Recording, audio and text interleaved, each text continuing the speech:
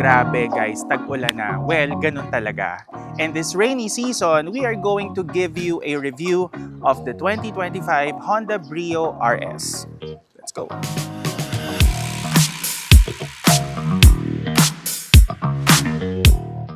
Well, to be quite fair guys, Honda isn't new when it comes to making hatchbacks. Kasi yung first generation Civic was actually a hatchback and then followed by Honda City Turbo na nilabas sa Japan. But of course, the Honda Brio is specifically made for emerging ASEAN markets. Like for example, in Indonesia, Thailand, and the Philippines. But the Brio is not available in Thailand anymore. And we sourced the Honda Brio sa Indonesia, no? But for this one, we are going to have a review of the second generation facelifted Brio. Well, kung mapapansin niyo sa exterior looks niya, of course, hindi naman ganun ka-drastic yung changes. But as you can see, mas bigger na yung grille niya right now here. For more airflow, but also you still get the chrome grille here and the big H logo dito. You still get also the LED DRLs kasi doon sa pre-facelift wala siyang LED DRLs. Pero syempre, meron ka ding LED headlights and your turn signals are still halogen. But of course, what's plus is also you got LED fog lamps. When it comes to the color, it's very catchy. It's called electric lime green.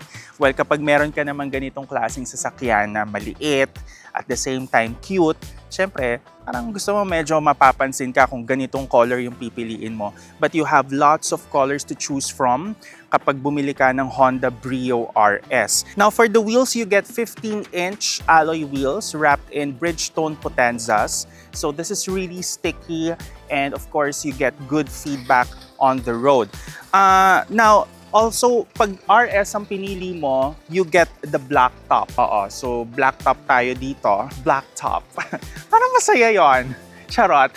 Well, if you're going to compare it doon sa pre-facelift version na nilabas noong 2019, dito wala namang halos pinagbago. It's still the same design for the taillights. But of course, you get parking sensors. Okay, for this variant, wala lang siyang backup camera. Oo, wala siyang reverse camera. So, if medyo nasanay ka na sa reverse camera, well, it's not going to be a problem because this is a small car and in all fairness naman sa kanyang mga blind spots, hindi naman malala, no? So, kitang-kita mo pa din. Now, for the trunk space, I'm going to show you. Of course, this is a small car, 'di ba? Pero I think kasya dito yung dalawang maleta na pang overhead cabin, no? Hindi pang check-in baggage. Parang hindi kasya yung dalawa dito. Pero, I mean, for a daily driver, if you're going to put your groceries, some of your stuff, no, pang school, pang office, syempre kasya naman dito yan. And also, what's a plus is pwede mo ring itupi yung likuran. Yun naman kasi ang kinagandahan ng hatchback, no? Pwede mong itupi yung likod. 60-40 split. So, if you're going to need more cabin space or trunk space, pwede mong i-fold yan all the way down and put all your maletas, di ba? Kung lalayas ka na sa bahay ninyo, makikipag-break ka na sa jowa mo, at plano mo nang bumukod, kasya dito. Okay, when it comes to interior space, especially dito sa harapan, kahit small car siya, I feel hindi ako nasisikipan sa driving position ko. Well, if we're going to talk about the rear seat space, it's gonna be a different topic. Pero mamaya pupuntahan natin yan. Focus muna tayo dito sa harap. Instrument gauge cluster, it's basic.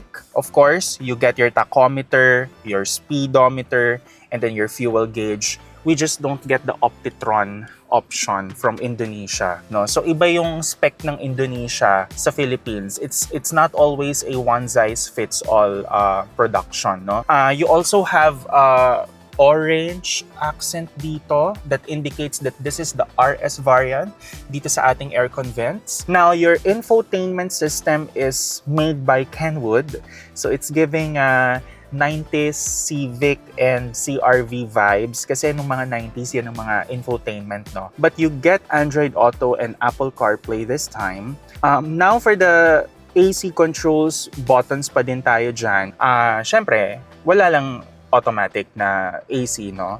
For me, what's very important are the spaces Like for example, dito sa side na to, meron kang small space here where you can put your RFIDs, your keys, your cards, everything. And then also dito, pwede mong maglagay ng cellphone, wallet, everything. Wala lang wireless charging because at this price point, syempre, hindi yun kasama. But you have two cup holders here, another space dito, 12-volt socket, and what I like, mechanical handbrake. Pero alam mo, iba pa rin yung feel ng mechanical handbrake, no? Compared dun sa electronic parking brake. I still like the feel of the mechanical handbrake. Now, for the steering wheel, very basic as well. It's like 90s car wrapped in a post-millennium era. It feels nice naman. Oo. I mean, kung happy ka na sa ganitong feel ng sasakyan at hindi ka naman maarte, okay na, di ba? Now, you got buttons here for the volume and also for the mode and channel. And, of course, the feel of the interior, lots of plastic. Kasi syempre, this is the econo car eh. Kumbaga, sa global lineup ng Honda, the Brio is considered the smallest. Yes. Except K-cars. Kasi ibang category naman ang mga K-car eh. So, pero dito, okay lang. I mean, kung hindi ka naman maselan, di ba? Hindi ka naman maarte. But I feel like 20 years from now, the Honda Brio could be a potential for a project car. Parang yun yung nararamdaman ko. Well, intuition ko lang naman. Parang maganda siyang project car in the future. Because in this variant, even for the RS, it has parang it has that character, but at the same time, hindi masyadong computer-driven. Parang hindi masyadong, tad-tad ng electronics, no? It still feels analog. It still feels pure. Kaya, good potential project car to. Yeah. Alright, punta tayo sa likod. Alright, so dito tayo ngayon sa likod ng Honda Brio. Okay, so take note, this is my driving position sa harap. Definitely hindi ko in-adjust. Pero, okay pa din naman. I mean, if your passenger capacity, kunwari kung 5 kayo rito, and lahat kayo ay malalaking mga tao, no? Of course, that would be a concern, especially yung uupo sa gitna. Because for me, my space here sa pinakagilid is sapat na. Okay? Pero yung sa gitna, lalo na kung adult na, full-grown adult, dun lang tayo magkakaroon ng kaka-issue. Hindi man problema, but issue. Of course, basic, wala kang rito, wala kang aircon vents, pero meron ka pang isang cubby space here where you can put some stuff. And also, okay naman. I mean, my roof line, actually. Headspace, very okay. I don't feel claustrophobic naman so far, in all fairness. And, given the demographics, karamihan kasi na nakikita kong nagda-drive ng Honda Brio, talagang mga single. Tapos, syempre, sila yung mga tao na mahilig din mag-road trip, diba? Once in a while with their friends. So, this is a nice car, especially kung meron kang mga pasahero na isasakay. I mean, hindi ka mapapahiya. Alright, so this is where the Honda Brio RS shine, no? The heart of the vehicle, which is the L12 engine, iVTEC, single overhead cam, and it produces about 85 horsepower and 110 Newton meters of torque. It's a simple engine, it's reliable, easy to maintain, and at the same time, madaling gawin, no? That's why you see still a lot of Honda Brios from the first generation na umaandar pa rin, 'di ba? From the 2014 because okay siya, madali siyang i-maintain. Yeah, very basic. And ang liit din ng battery mo, alternator mo, maliit. So talagang madali siyang i-maintain overall. Now, to feel the fuel economy and at the same time, the pulling power of the Honda Brio, now let's go for a drive.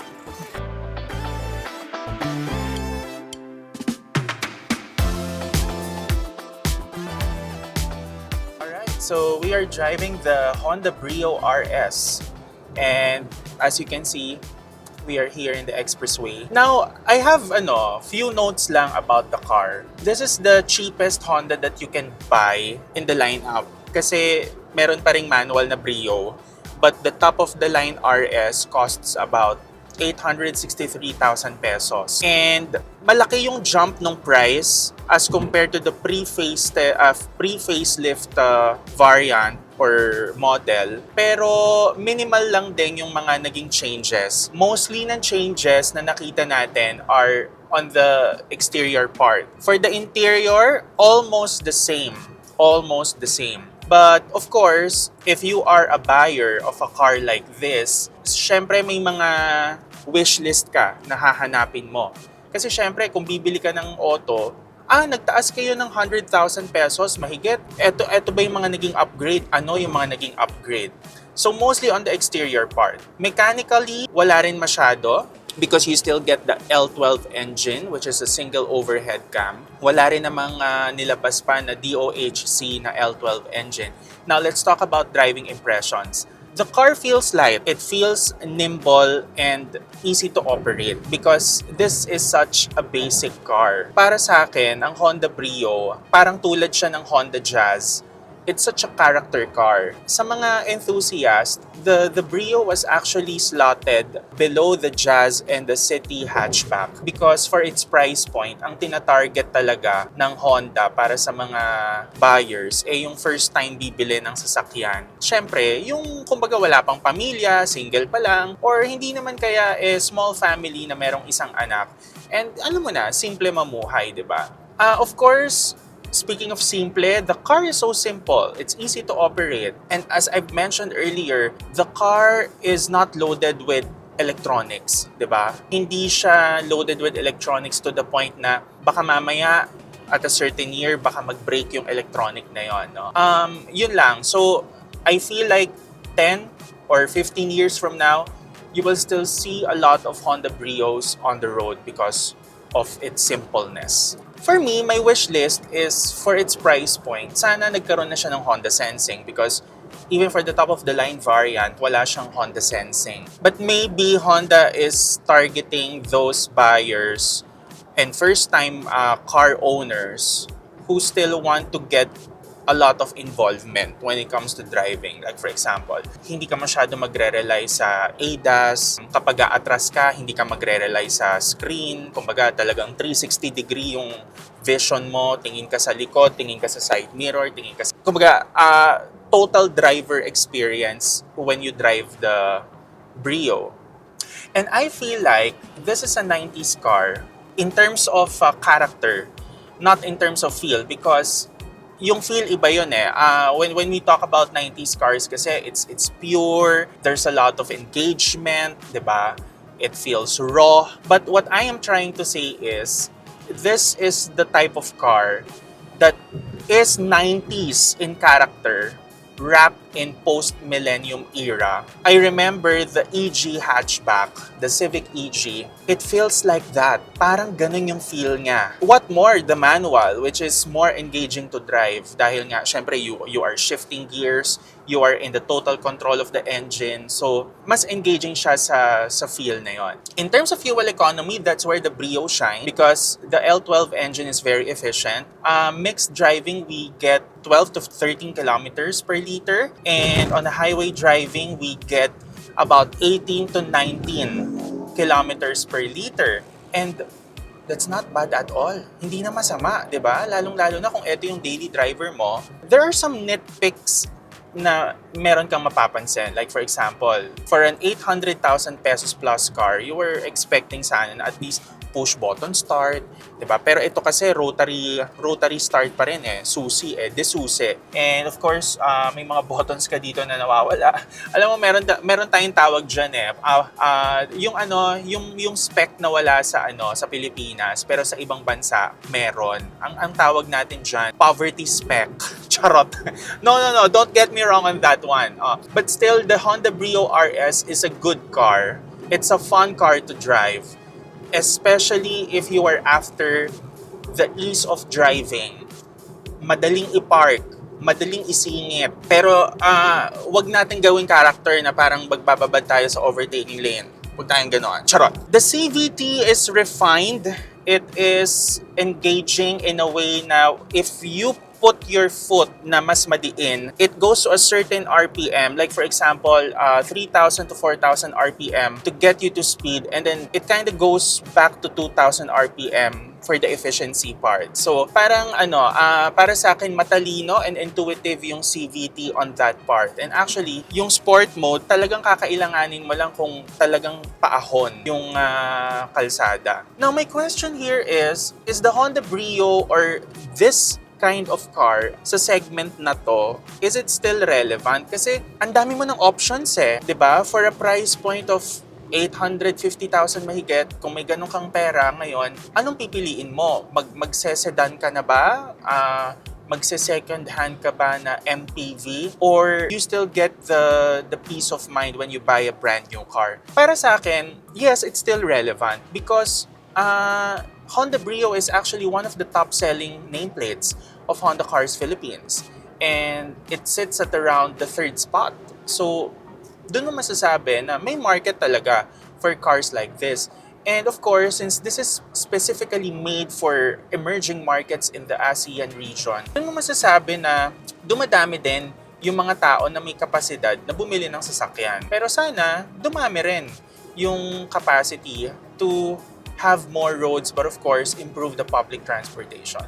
But nevertheless, the Honda Brio is a good car. It's a fun car to drive. Ang daling i-modify, and I see a lot of modded Honda Brios out there because it's so easy to maintain, and the aftermarket parts are there. So it's up to you. Well, that's my thoughts, and thank you for watching.